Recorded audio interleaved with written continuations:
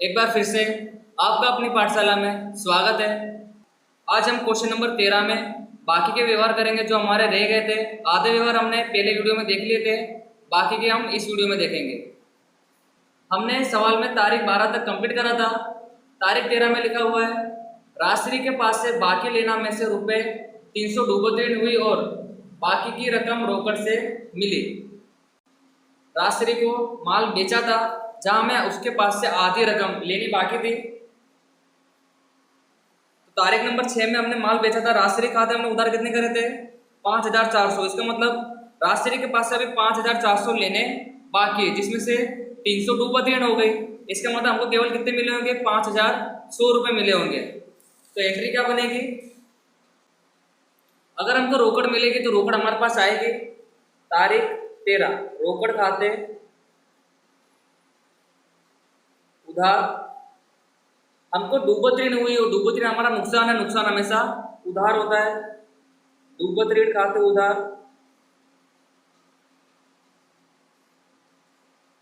देने वाले यहाँ पे कौन है राजश्री, तो राजश्री खाते हम क्या कर देंगे जमा कर देंगे, राजश्री खाते जमा। लेने कितने थे हमको 5400, डूबत ऋण हुई हमारे यहाँ पर 300 रुपए, तो मिले हमको 5100। ठीक है, समझ में आएगी आपको एंट्री, सिंपल सी थी, हमने ये पहले सीख लिया है डूबत ऋण के बारे में।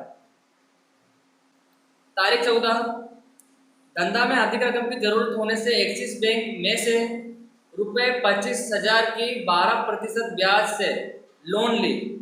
तो इस बार क्या करा है, धंधे में अधिक रकम की जरूरत होने से हमने बैंक के पास से लोन ले लिया। ठीक है, और बैंक के पास से जब भी लोन लेंगे तो बैंक क्या करेगी, बैंक खाते में रकम जमा करती है। ठीक है, इससे हमारी क्या बैंक शेष बढ़ जाएगी। इसका मतलब हमारे पास बैंक शेष आएगी, आए तो हम क्या करेंगे उधार करेंगे। तारीख 14, बैंक खाते उधार। अगर हम किसी व्यक्ति के पास से लोन लेते तो हमारे पास रोकड़ आएगी। ठीक है, पर अभी हमने बैंक के पास से लोन ली तो हमारी बैंक शेष बढ़ेगी। एक्सिस बैंक खाते जमा कर देंगे। ठीक है, तो हमको देने वाली लोन के पैसे 25,000। ठीक है, इस प्रकार से। तारीख 15, आग में 2000 का माल नष्ट हुआ जिसका बीमा कंपनी ने रुपए 1500 का दावा मंजूर किया। आग में जले माल को बेचने से रुपए 200 मिले। मिले सबसे रोकड़ आती है, आए तो हम उधार करते हैं। सिंपल सी एंट्री ध्यान दीजिएगा। तारीख 15, सबसे पहले मिल रहे तो रोकड़ खाते उधार। आग से हमारा नुकसान हुआ है, आग से नुकसान खाते उधार।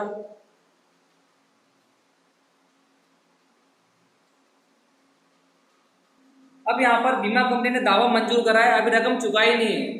अगर हमको किसी के पास से रकम लेनी बाकी हो तो उसके खाते हम उधार करते हैं। ठीक है, तो बीमा कंपनी खाते उधार। अगर अन्य प्रकार से बेचा नहीं हमने, हमारा माल जल गया, अगर अन्य प्रकार से माल जाता है तो हम खरीद खाते जमा करते हैं। ठीक है, तो खरीद खाते से माल हमारा जल गया 2000 का, बीमा कंपनी हमको दे रही है 1500।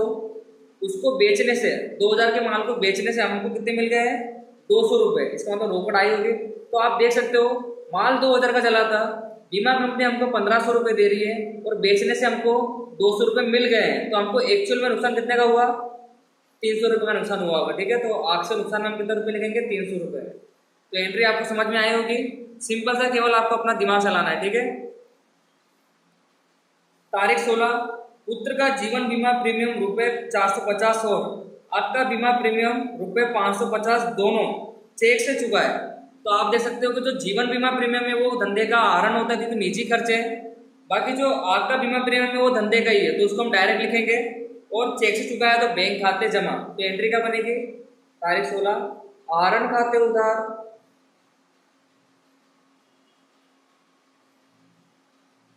आपका बीमा प्रीमियम खाते उधार।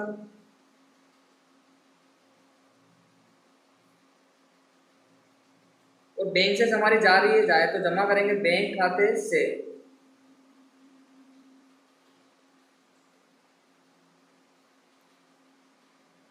जीवन बीमा प्रीमियम है 450, आपका बीमा प्रीमियम है 550, टोटल हो गया हमारा 1 1000। इस प्रकार से समझ में आएगा आपको। आगे बढ़ते हैं। तारीख 18, निरमा कंपनी ने 3 नंग साबुन नमूने के रूप में मुफ्त दी, जो रुपए 250 में बेचे दी। अब आपको पता है जब हमको किसी के पास से नमूने के रूप में मिलता है कुछ भी, तो हमारा वो बिना आर्थिक व्यवहार कहलाता है, ठीक है। तो इस प्रकार से उसका लेखा तो नहीं होना चाहिए, बट आगे क्या लिखा है, जो 250 में बेच दिए, तो इसका मतलब धंधे में पैसे आए होंगे, ठीक है। हमने क्या करी, बिक्री कर दिए। तो तारीख 18, बेचेंगे तो रोकड़ आएगी, रोकड़ खाते उधार, और हमने क्या कर दी, बिक्री कर दी उसको, ठीक है। बिक्री खाते जमा कर देंगे 250। और सवाल थोड़ा इजी रह गया है क्योंकि सभी व्यवहार कैसे सरल है, आपको आ रहे होंगे। आगे बढ़ते हैं। तारीख 20, राजश्री के पास से डूबोती ऋण वापसी के रुपए 100 मिले। हमको राजश्री के पास से डूबोती ऋण कितनी हुई थी, 300, जिसमें से हमको 100 रुपये मिल रहे हैं। मिलेंगे तो धंधे में रोकड़ आएगी, रोकड़ खाते उधार। अब यहाँ पे डूबोती ऋण के वापस मिल रहे हैं, तो डूबोती ऋण वापसी लिखेंगे, ठीक है। जैसे कि मैंने आपको बता दिया था पिछले वीडियो में, क्वेश्चन नंबर 12 में। तारीख 20, रोकड़ खाते उधार, डूबोती ऋण वापसी खाते से,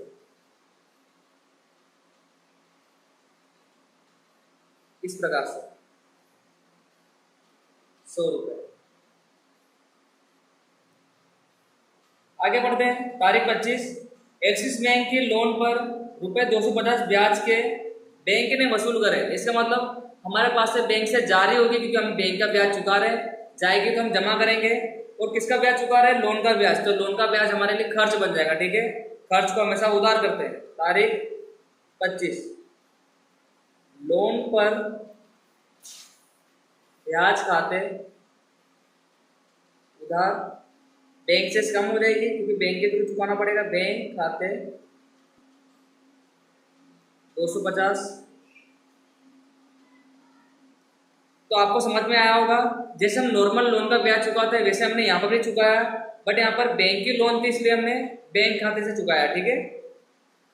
तारीख 28, निजी मकान की धुलाई का खर्च 250 तथा दुकान धुलाई खर्च के रुपए 100 चुकाया। निजी का मतलब होता है आहरण, तो पहली एंट्री आएगी आहरण खाते उधार, दुकान खर्च खाते उधार और रोकड़ खाते से, ठीक है। तारीख 28, आहरण खाते उधार,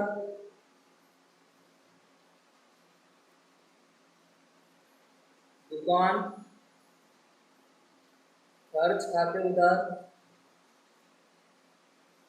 रोकड़ खाते से।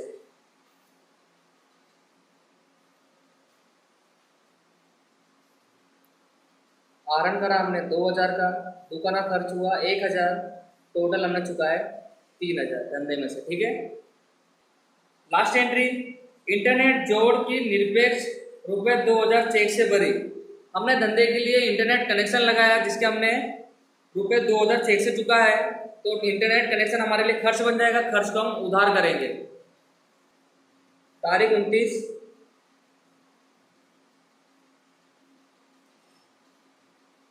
इंटरनेट जोड़ खर्च खाते उधार, बैंक खाते जमा आएगा क्योंकि हमने चेक दिया है 2000 रुपये। तो सवाल यहाँ पर हमारा कंप्लीट हो चुका है। आपको सवाल समझ में आया होगा क्योंकि आज के जो व्यवहार थे इसके अंदर क्वेश्चन नंबर 13 में वो इजी थे, इसलिए सवाल जल्दी हो गया। अब आपको इसका टोटल कर लेना है क्योंकि मेरे जो बाकी के व्यवहार है वो मैंने अलग से करे थे, तो इसलिए मैं टोटल नहीं कर रहा हूँ, आपको टोटल कर लेना है, ठीक है। तो आई होप आपको क्वेश्चन पूरा समझ में आया होगा। आज के लिए आप हम इतना रखेंगे, मिलेंगे फिर से आपसे नेक्स्ट वीडियो में। Thank you.